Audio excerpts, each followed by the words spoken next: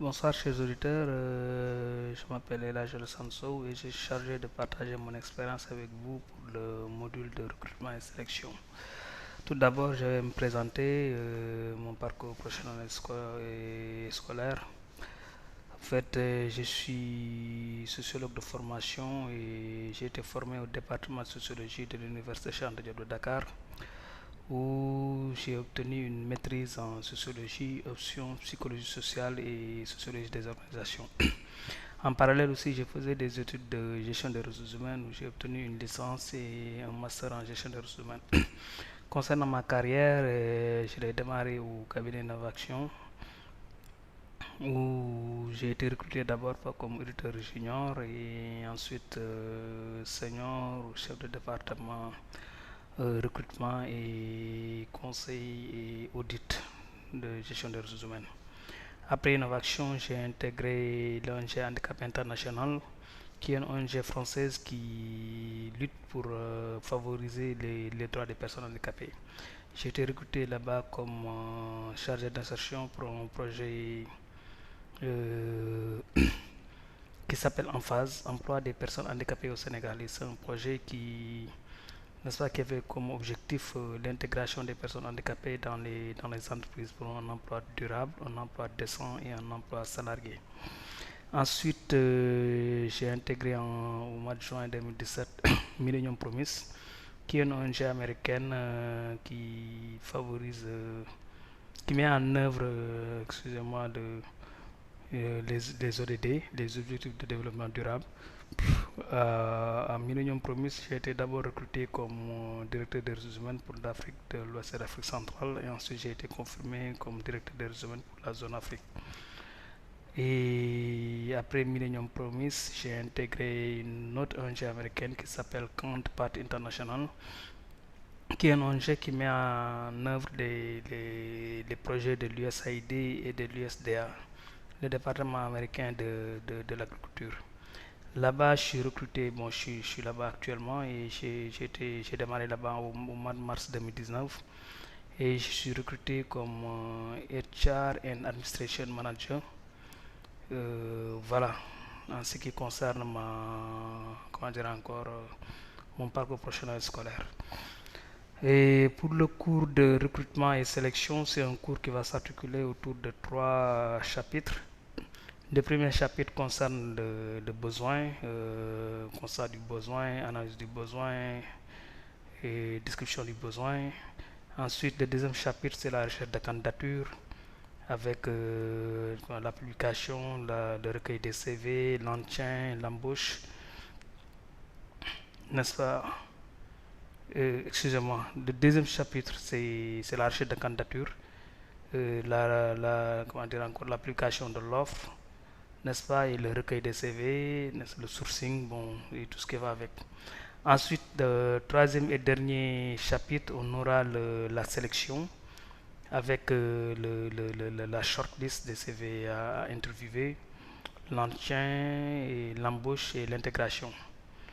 Voilà, si par rapport à ces chapitres-là, vous pouvez voir que le recrutement est un peu différent de l'embauche.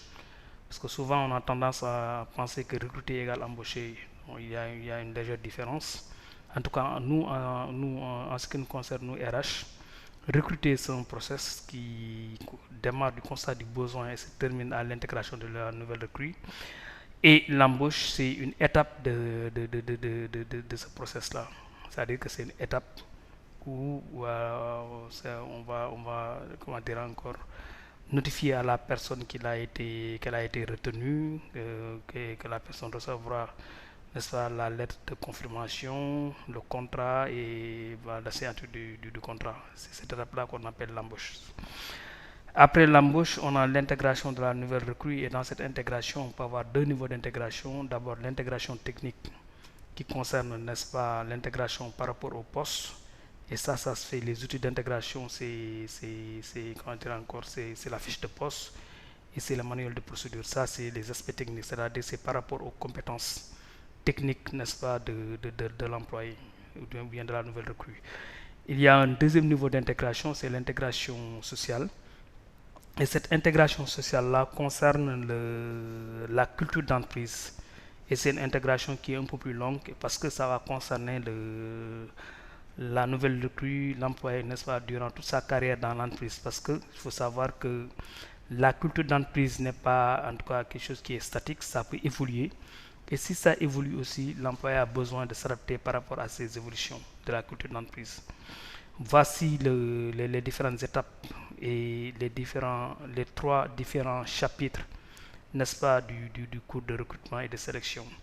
Maintenant, avant de démarrer la première séance qui concerne un peu le premier chapitre, c'est-à-dire le besoin, je vais un peu définir la gestion des ressources humaines en général et placer le recrutement dans cette gestion des ressources humaines. La gestion des ressources humaines, une des définitions de la gestion des ressources humaines, c'est que c'est l'ensemble des activités qui permettent à l'entreprise de disposer de ressources humaines en quantité et en qualité. Bon, je vais essayer de définir donner encore une autre définition de cette définition même, définir les concepts. L'ensemble des activités, c'est-à-dire que alors, dans la gestion des ressources humaines, on a beaucoup d'activités. Et si on devait schématiser, la première activité serait le recrutement, n'est-ce pas? Une fois que la personne est recrutée, l'activité recrutement, ensuite, l'activité qui suit, schématiquement, serait la rémunération.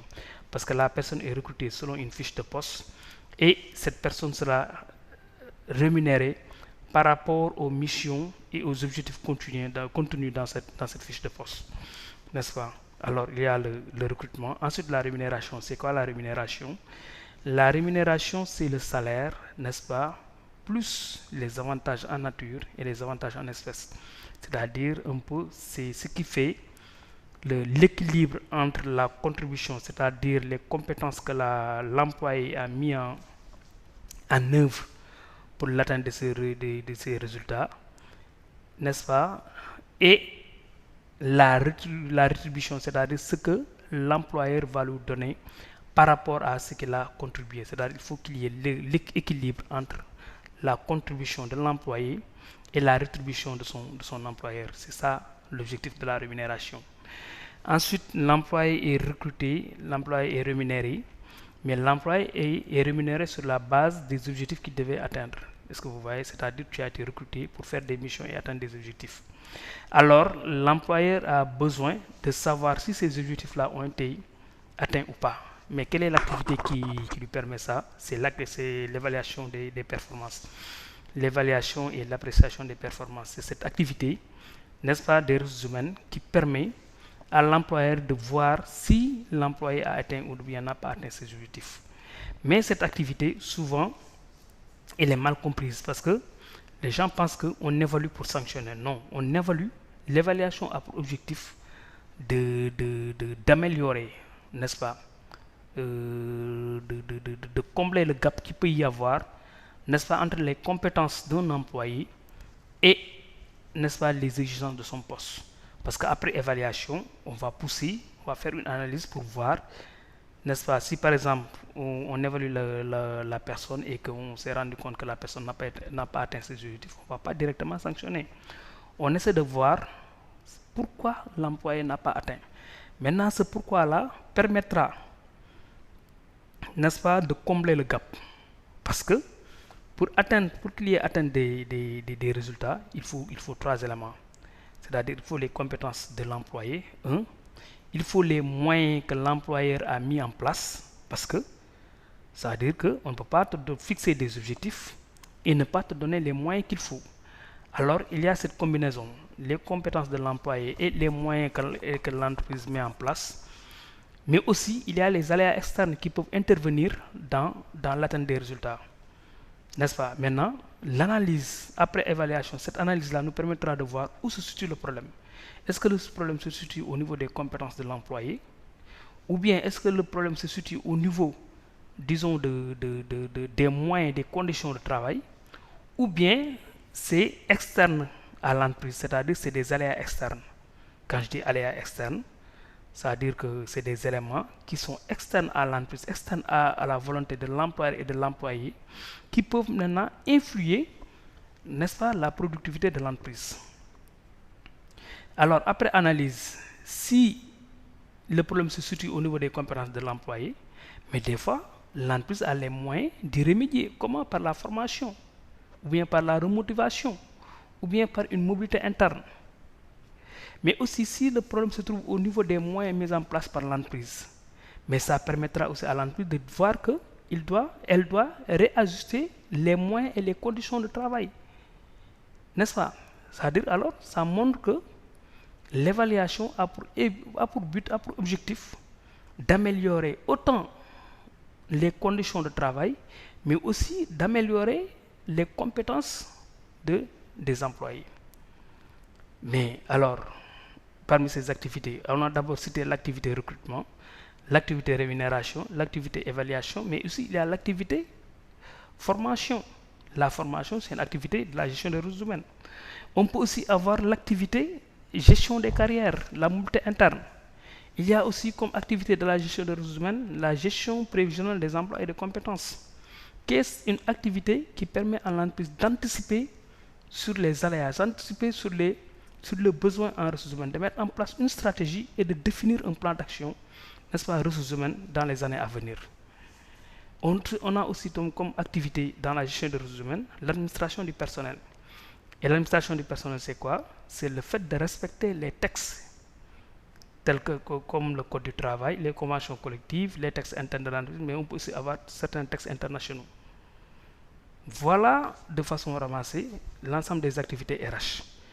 Mais ces activités RH permettent quoi? Elles permettent à l'entreprise de disposer. Je vais un peu m'arrêter aussi sur le verbe disposer. Ça signifie quoi? Disposer signifie avoir et retenir. C'est-à-dire l'ensemble des activités qui permettent à l'entreprise d'avoir des ressources humaines par le recrutement, mais de maintenir ces ressources humaines par la motivation. C'est ça que signifie disposer. L'ensemble des activités qui permettent à l'entreprise de disposer des ressources humaines. C'est quoi une ressource humaine? C'est ce que nos employés portent comme compétences. C'est ça les ressources humaines. En quantité et en qualité. En quantité, par rapport au nombre de postes qu'on a. Si on a 20 postes, alors on aura besoin de 20 employés. Et aux compétences, c'est-à-dire par rapport aux exigences des postes qu'on détient. Si c'est des postes qui exigent des compétences élevées, alors on aura besoin, n'est-ce pas, des employés qui ont des compétences élevées. C'est ça la définition de la gestion des ressources humaines. L'ensemble des activités, une des définitions de la gestion des ressources humaines, l'ensemble des activités qui permettent à l'entreprise de disposer de ressources humaines en quantité et en qualité. Maintenant, pour aller dans le vif de notre sujet, c'est-à-dire la première séance du cours qui concerne le premier chapitre de la leçon du module, n'est-ce pas, le recrutement. Ce premier chapitre, j'avais dit que c'est le besoin. C'est-à-dire pour qu'il y ait recrutement, il faut qu'il y ait besoin. On recrute parce qu'on a besoin. Maintenant, le besoin en recrutement, c'est quoi le besoin en recrutement? Il faut d'abord exprimer le besoin. Il faut constater le besoin. Maintenant, le besoin en recrutement a deux causes. Avoir besoin de recruter, ça peut découle de deux causes. La vacance de poste ou bien la création de poste. On a deux causes pour le recrutement. On recrute parce qu'il y a vacance de poste ou bien on recrute parce qu'il y a création de poste. C'est quoi la vacance de poste? La vacance de poste, c'est que le poste existe, mais la personne qui occupait le poste est partie. Comment? Par la retraite, par le décès, par le licenciement, par par la démission, ou bien par le replacement de l'employé sur un autre poste dans l'entreprise, c'est-à-dire par la mobilité interne. Alors dans ce cas-là, il y a vacance de poste. Et quand il y a vacance de poste, là c'est moins grave. Pourquoi? Parce que, disons, le poste existait déjà, c'est-à-dire on a une fiche de poste avec un titre, avec des missions, avec des exigences, mais aussi avec une rémunération et un positionnement dans l'organigramme. Alors dans ce cas-là, la phase analyse de poste sera une phase très simple. Ça, c'est la vacance de poste. Le poste existe et la personne qui occupait le poste est partie.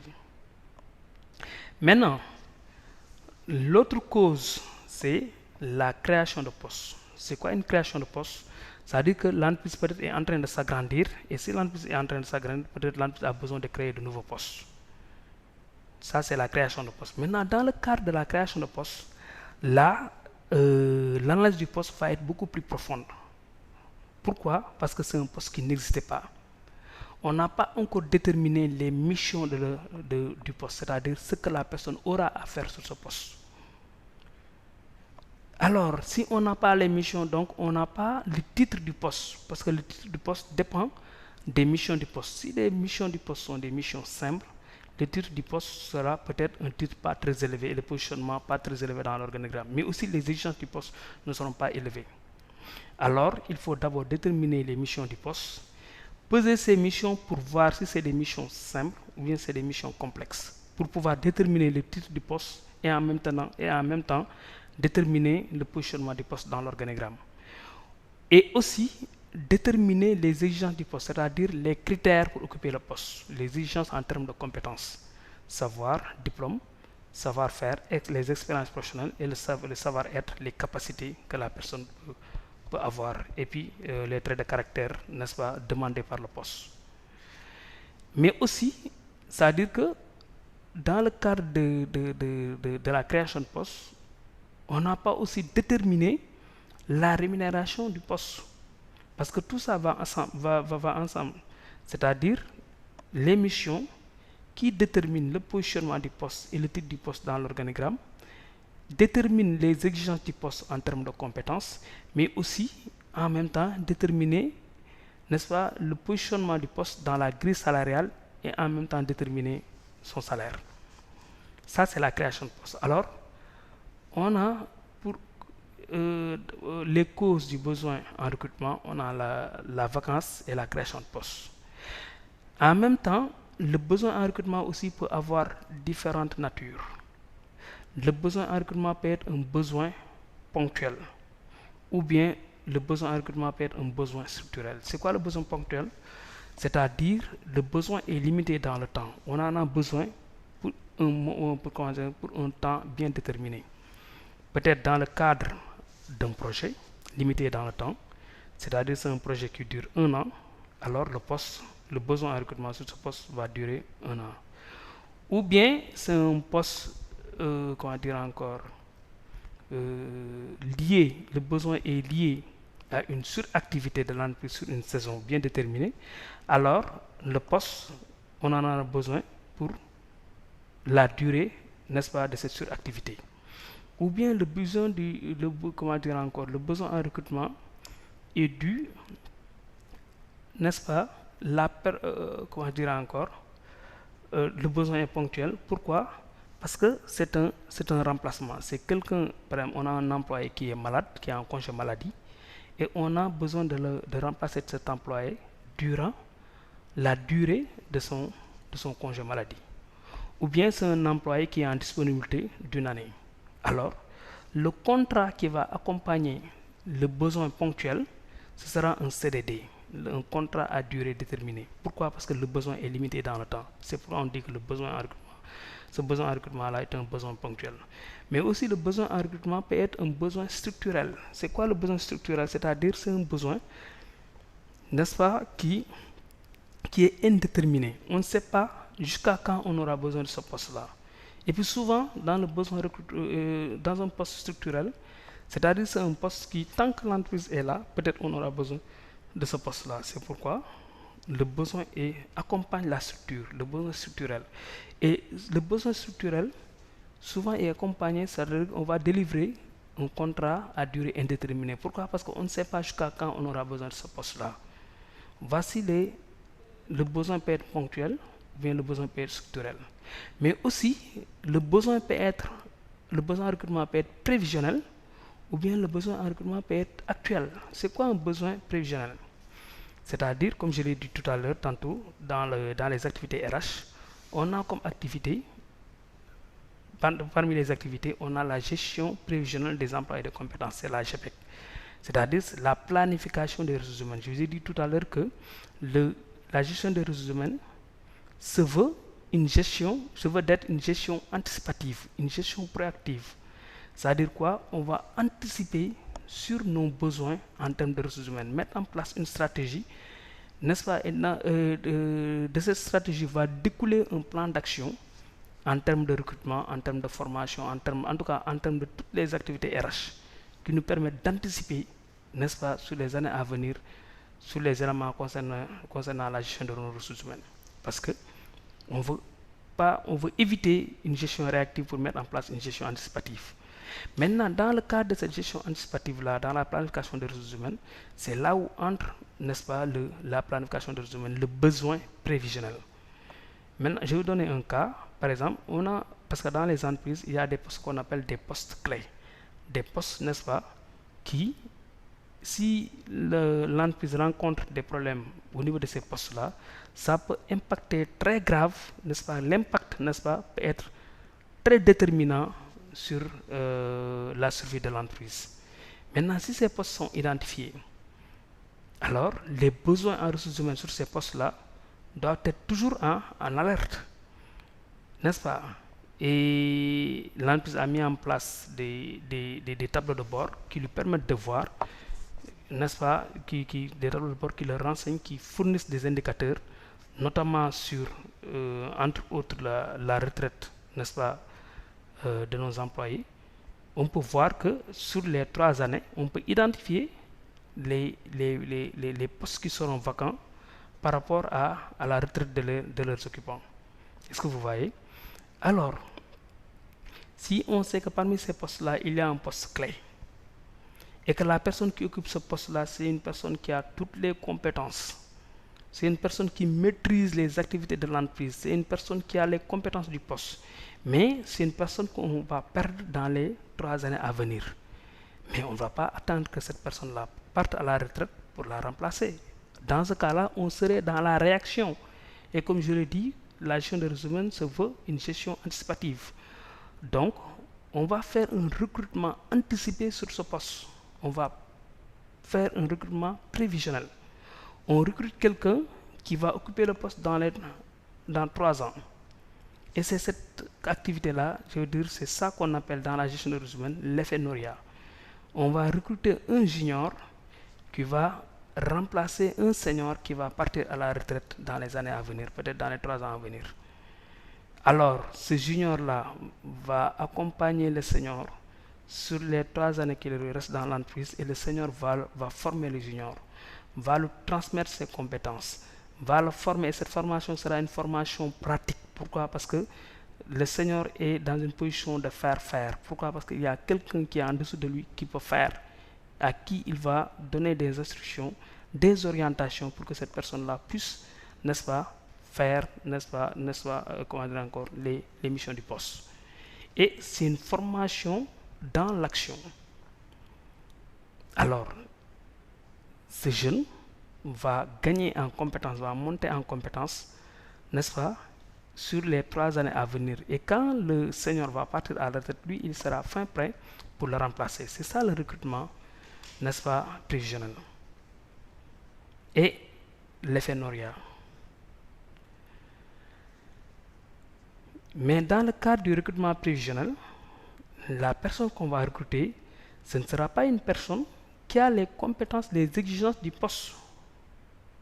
Ce sera une personne qui a ce qu'on appelle le potentiel d'évolution pour le poste. C'est-à-dire c'est quelqu'un qui est réceptif, qu'on peut former, et qui est évolutif. Alors qui va évoluer, n'est-ce pas, avec la formation, avec le coaching, et une fois le temps, comment dire encore, la période issue, il pourra remplacer le senior. Maintenant, autant le besoin en recrutement peut être prévisionnel, autant le besoin en recrutement aussi peut être un besoin actuel, c'est-à-dire immédiat. On n'a pas besoin de recruter quelqu'un qui va occuper le poste dans les années à venir, non. On recrute quelqu'un pour qu'il puisse être immédiatement opérationnel, même si être immédiatement opérationnel, n'est-ce pas, sera très demandé, mais qui, son délai d'opérationnalité est très réduit.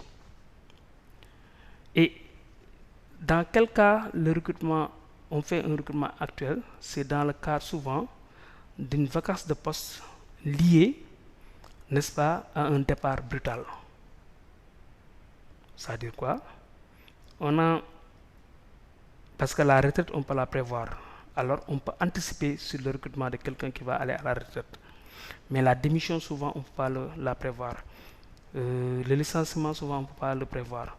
Et le décès aussi, on ne peut pas le prévoir.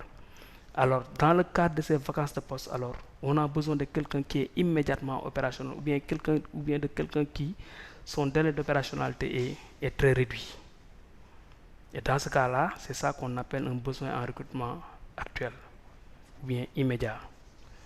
Voici, n'est-ce pas, comment dire encore, ce qui concerne la première séance, c'est-à-dire le besoin en recrutement, n'est-ce pas? On a dit que pour faire la synthèse de besoin en recrutement, on a deux causes pour le besoin en recrutement, la création de postes et la vacance de poste.